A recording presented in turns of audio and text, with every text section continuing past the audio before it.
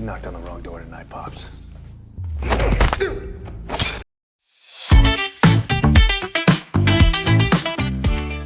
Loko ngenyeng. Halo guys, jumpa lagi dengan saya Pak El, dan di hari libur yang panjang ini saya masih kebingungan untuk membahas film apa untuk kalian semua.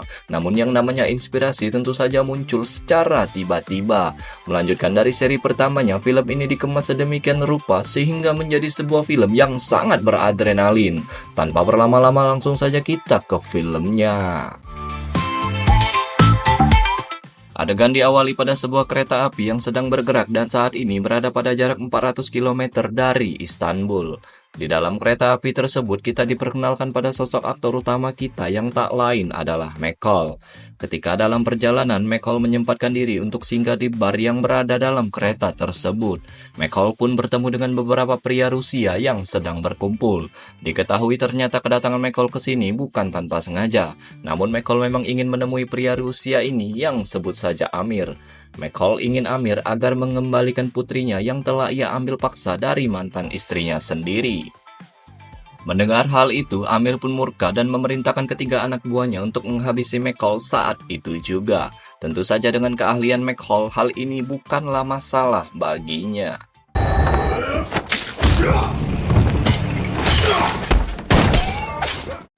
Setelah selesai menghabisi ketiga anak buah dari Amir, McCall pun berhasil mendapatkan putri kecil tersebut. Dan inilah Equalizer 2.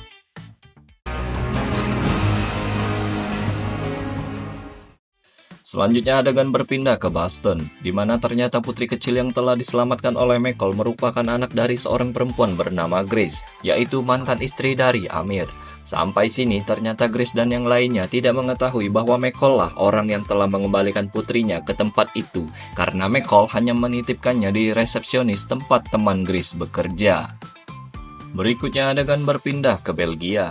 Kita diperlihatkan pada seorang agen pria yang bernama Calbert. Saat baru saja pulang dari bekerja, Calbert dibuat sangat terkejut ketika melihat ada beberapa orang pria dengan senjata yang berada di dalam rumahnya dan sedang menyandra istrinya, di mana salah satu dari penjahat itu dengan seenaknya menembak istri Calbert tepat di hadapan Calbert sendiri. Diketahui ternyata mereka merupakan pembunuh bayaran yang telah disewa untuk menghabisi Calbert dan istrinya. Dan semua kejadian ini mereka buat seakan-akan Calbert lah orang yang telah membunuh istrinya dan selanjutnya menembak dirinya sendiri. Adegan kembali ke McCall. Tidak berubah sejak Equalizer 1, McCall masih saja sangat suka untuk membaca buku. Dan ketika McCall mengunjungi sebuah toko buku langganannya, ternyata putri kecil yang ia selamatkan di awal film merupakan anak dari pemilik toko buku ini, yaitu Grace. Di mana Grace yang awalnya berniat untuk menjual tokonya karena frustasi atas kehilangan putri kesayangannya, berubah pikiran untuk tetap melanjutkan bisnisnya karena semangat yang telah kembali. Mantap. Lalu, di malam hari, McCall ternyata bekerja sebagai seorang sopir taksi online. Dan kali ini penumpangnya merupakan seorang perempuan muda yang diminta diantarkan ke apartemennya oleh seorang pria. Ketika di perjalanan, McCall yang melihat perempuan itu seperti kesakitan, akhirnya memutuskan untuk kembali ke apartemen tempat pertama McCall menjemput gadis itu. Di sini McCall bertemu dengan beberapa pria yang ternyata diketahui bahwa mereka telah menyiksa gadis itu dengan segala perbuatan yang tentu saja sangat tidak terpuji.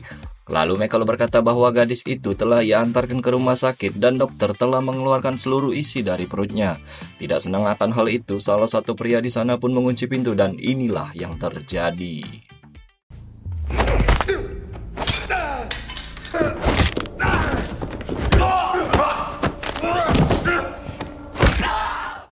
Setelah selesai menghabisi mereka semua, McCall menyisakan seorang pria muda yang ada di tempat itu.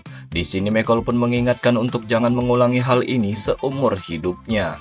Lalu McCall pun tak lupa untuk mematahkan kedua jari dari pemuda tersebut. Berikutnya saat McCall pulang ke rumahnya, ia bertemu dengan Susan yang ternyata telah berada lebih dahulu di sana dan sedang memasakkan hidangan favorit dari McCall. Perlu diingat, Susan merupakan teman McCall ketika bekerja di agen pemerintahan dulu. Dan Susan sendiri merupakan agen yang bekerja di belakang meja, sedangkan McCall dulunya bekerja sebagai agen lapangan. Dari percakapan mereka berdua diketahui bahwa Michael baru saja kehilangan istri yang ia cintai, yaitu Vivian. Lalu Michael bercerita ia mulai mengisi hari-harinya dengan membantu orang lain secara acak. Esok paginya, saat kembali ke rumahnya, Michael dikejutkan dengan keadaan di pekarangan rumahnya yang sangat berantakan. Diperkirakan perbuatan ini dilakukan oleh para anak berandalan di sekitar tempat itu. Akhirnya Michael pun meminta Miles, yaitu seorang pemuda yang tinggal di dekat rumahnya, untuk mengecat kembali tembok yang telah dicoret oleh para berandalan sebelumnya. Adegan berpindah ke kediaman dari Susan dan suaminya yang bernama Brian. Di sini Susan sedang rapat bersama beberapa rekan kerjanya di mana salah satunya bernama Dave. Ternyata di sini mereka sedang membahas tentang penyelidikan kasus kematian dari Calvert. Yang ternyata Calvert adalah salah satu rekan kerja dari Susan dan Dave. Akhirnya Susan dan Dave pun sepakat untuk berangkat ke Belgia guna menyelidiki lebih lanjut kasus kematian dari Calvert dan istrinya. Lalu adegan berpindah ke Belgia. Susan dan Dave yang telah berada di sini selanjutnya melakukan olah TKP untuk mengungkap kasus kematian dari Calvert dan istrinya. Dari penyelidikan yang telah mereka lakukan, diketahui bahwa keuangan milik Calvert dalam kondisi baik-baik saja. Selain itu, Calvert juga tidak memiliki masalah dengan orang lain ataupun selingkuhan.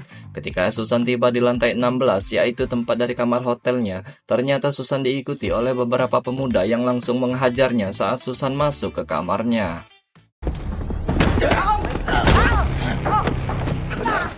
Selanjutnya adegan berpindah ke Michael. Di sini Michael mendapatkan kabar bahwa Susan telah tewas di Belgia. Saat itu juga Michael langsung berangkat menuju ke sana. Karena Michael yang telah memalsukan kematian dari dirinya sendiri, membuat Michael tidak dapat menghadiri acara pemakaman dari Susan. Akibatnya Michael hanya dapat melihat dari kejauhan. Lalu, adegan berpindah ke sebuah rumah kosong di Belgia. Rupanya para pemuda yang telah menghabisi Susan sedang berpesta narkoboy di tempat ini. Dan tiba-tiba, ya, para pemuda itu pun dibunuh dengan sebuah bom yang diperkirakan dengan maksud untuk menghilangkan jejak dari pembunuh sebenarnya yang telah memerintahkan mereka untuk membunuh Susan. Jadi, intinya ada penjahat di balik penjahat. Lanjut.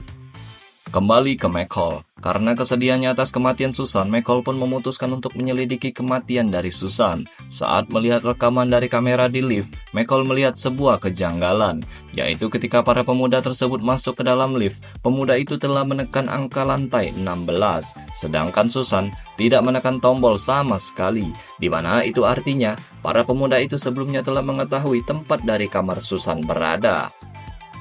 Berikutnya Michael pun langsung berangkat ke Washington. Di sini ia menemui Dave. Dave sedikit terkejut ketika melihat bahwa Michael ternyata masih hidup. Hal ini dikarenakan hanya Susanlah orang yang mengetahui kematian palsu dari Michael.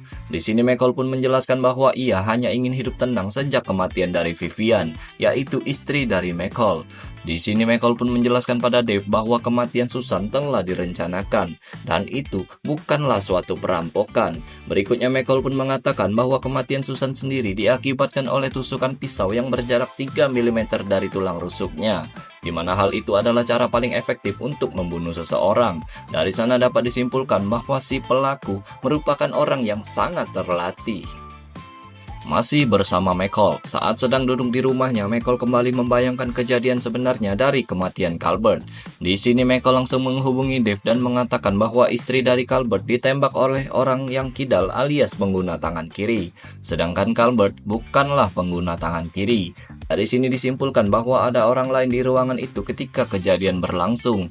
Dan kematian Susan diduga karena ia bersikeras untuk menyelidiki kasus kematian Calvert. Keesokan harinya, saat sedang bekerja sebagai sopir taksi online, Michael mendapatkan seorang penumpang, yaitu pria berbadan besar yang ingin diantar menuju bandara. Saat di perjalanan, tiba-tiba, pria tersebut langsung menyerang Michael, di mana Michael berhasil menghabisi pria tersebut dan langsung membakar mobilnya untuk menghilangkan bukti.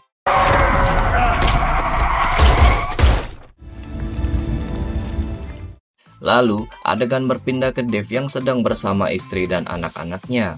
Tiba-tiba, Dave didatangi oleh Michael dan di sini ternyata Michael telah mengetahui dalang dari pembunuhan Susan, yaitu Dave sendiri. Hal itu dibuktikan ketika Michael yang menggunakan ponsel milik pria yang mencoba untuk membunuhnya melakukan panggilan keluar sebelumnya, yang ternyata panggilan itu menuju ke ponsel milik Dave.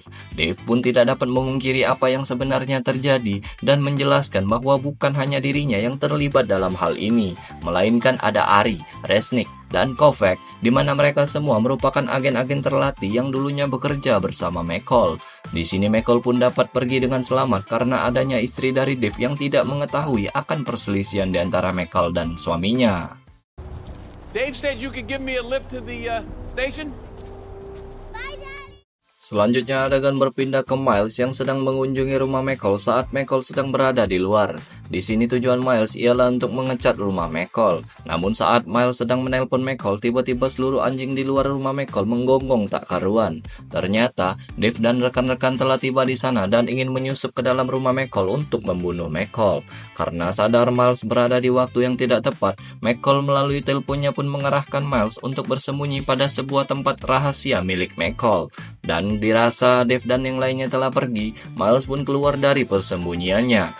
Rupanya, Dave masih berada di sana dan langsung membawa Miles. Setelah itu, Michael yang sedang dikejar-kejar oleh Dave dan kawan-kawan pergi kembali ke rumah lamanya saat istrinya masih hidup dulu. Dengan badai yang sedang melanda di tempat itu, akhirnya Michael tiba di rumah lamanya dan langsung mempersiapkan diri untuk menghadapi Dave dan kawan-kawan. Tak lama kemudian, benar saja, Dave dan rekan-rekannya pun tiba di rumah lama milik Michael. Dave yang memilih untuk naik ke atas tower dan memantau menggunakan sniper harus melihat satu persatu rekannya tewas oleh tangan Michael sendiri.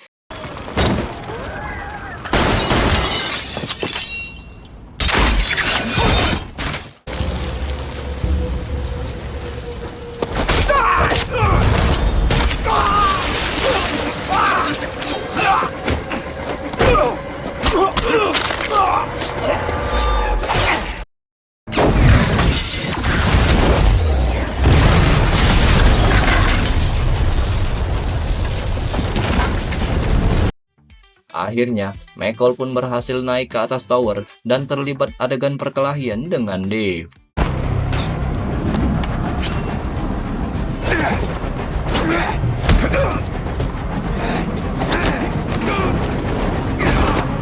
Setelah membunuh Dave, Michael pun menyelamatkan Miles yang ternyata berada di dalam bagasi mobil milik Dave.